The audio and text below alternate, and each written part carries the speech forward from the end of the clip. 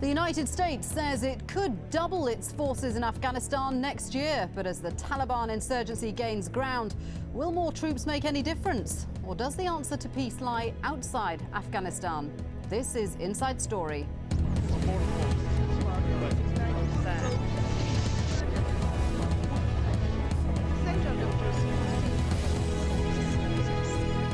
Hello there, welcome to the programme. I'm Shuli Ghosh.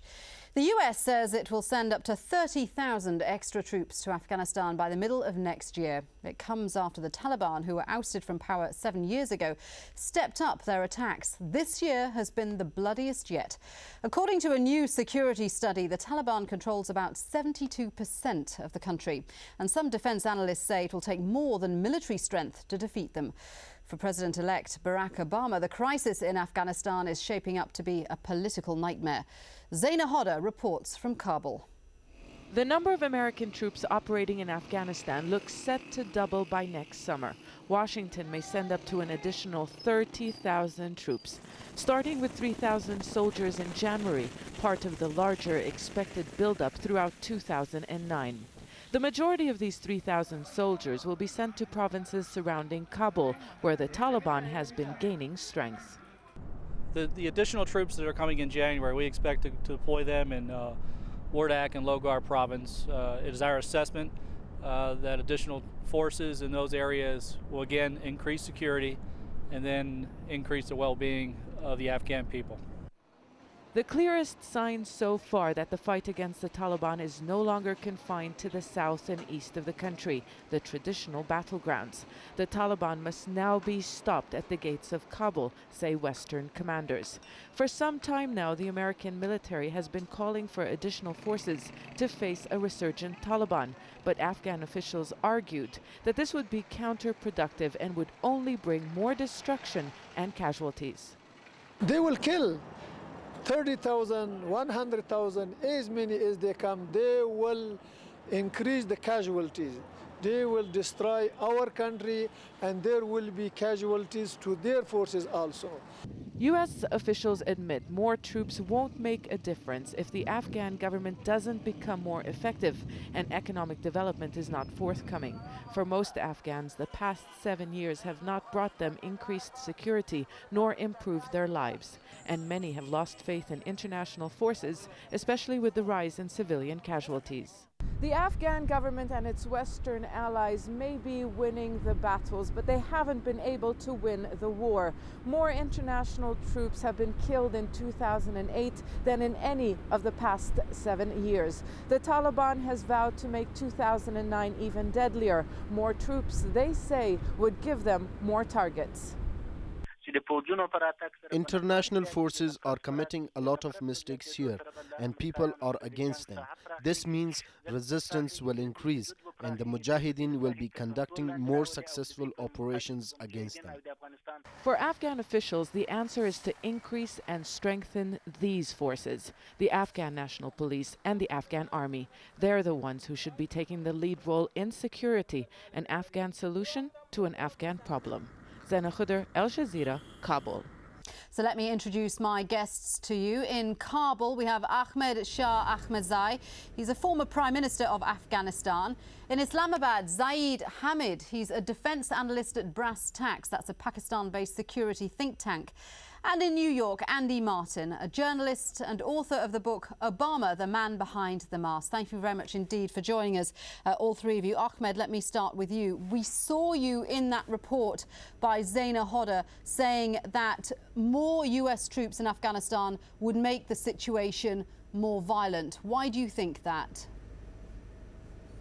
Yeah, this is true. They increasing more of troops to Afghanistan that will bring nothing except casualties and killing and destruction to the Afghan people and as well to those who are sending their troops. Okay, Zaid, how is it that the Taliban have gained such momentum? I mean, we've got more than 60,000 foreign troops in Afghanistan, and suddenly the Taliban are at the gates of Kabul. How has that happened? You see, you need to learn from history that there were 500,000 Soviet troops in Afghanistan, and they could not contain the Afghan resistance. And second thing you should realize is that for the last 8 years, Taliban have been offering resistance to the Americans, and the combat operations from the Allied forces is being done by the Americans, British, and the Canadians. NATO, in effect, is not involved in direct combat operations. And the Taliban, the base areas of Taliban, their manpower, their tactics, their strategy, and above all, their weapon supplies have remained open for the last 8 years. And now they have enough power and capability to come at the gates of Kabul. It is very much understandable, because I have fought against the Soviets alongside the Afghan resistance, and Engineer Ahmad Shah, our friend in Kabul, is one of those commanders I fought along with. And we know how we used to take on the Soviets.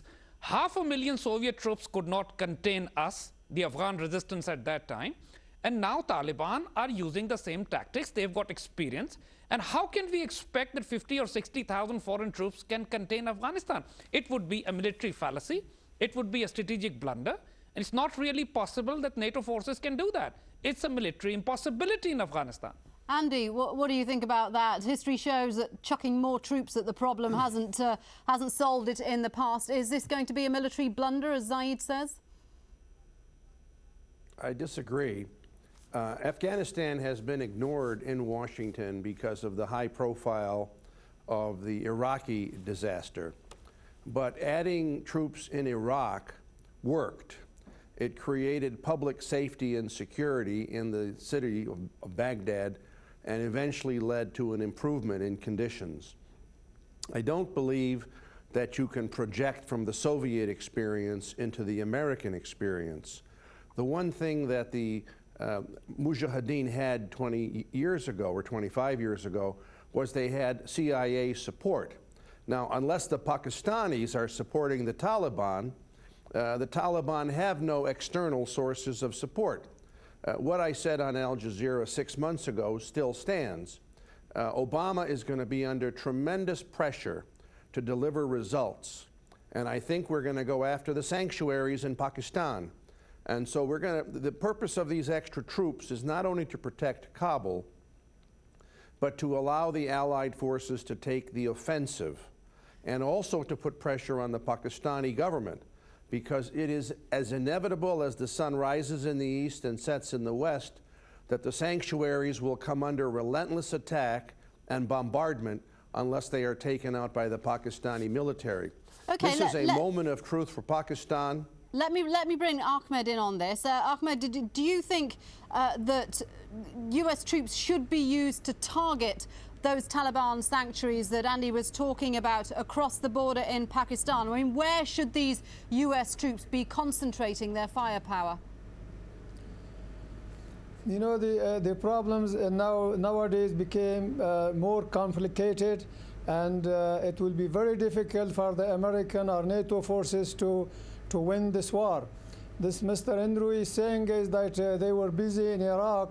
In Iraq, they failed. They failed in Iraq very obviously. And the landmarks and the geography of Iraq is completely different than Afghanistan.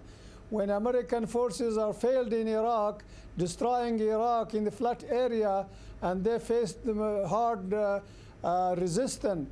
Afghanistan is more than 80% land is mountains, and very, very suitable for such fighting to defeat the enemies. They cannot overcome the Taliban or the resistance forces.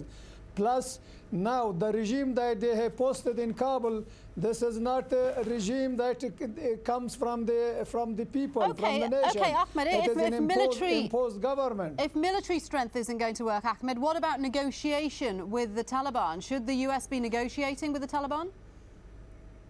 Yes, that's what we propose, and we have said so many times that the U.S. instead to sending more troops, why they don't spend efforts toward the negotiation? This is the time that they should bring peace to Afghanistan. A superpower does not mean that they should kill people and impose their own system. This is not the way of humanity and democracy and the free world. Zaid, what do you think? Washington's UN envoy has said that he thinks there are reconcilable personalities within the Taliban that could be negotiated with. Is that a possibility?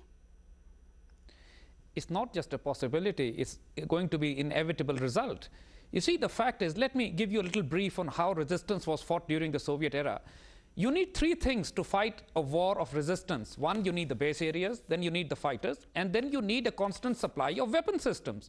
Now, even if some Taliban elements are taking sanctuary in the Pakistani tribal areas and taking protection, Pakistan is not supplying them with weapons. This is something that even the Americans or the NATO or no intelligence agency in the world have said, that Pakistan is giving weapons to Taliban.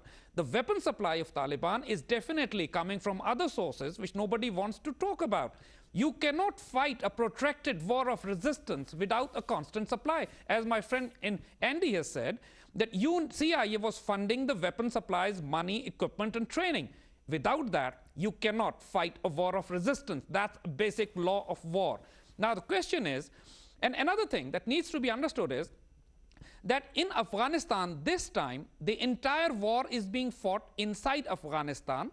The role which the Pakistani tribal areas have, if any, on the Afghan resistance is less than 5%. So this 5% involvement of Pakistani tribal areas is not affecting the strategic outcome of the battle inside Afghanistan. I think if Americans feel that they can bomb the Pakistani tribal areas and the problem inside Afghanistan will be resolved, they would be barking up the wrong tree completely. OK, well, we'll be discussing Pakistan more in the next part of the show. We're going to take a short break now. When we come back, what does US strategy in Afghanistan mean for the rest of the region? Stay with us.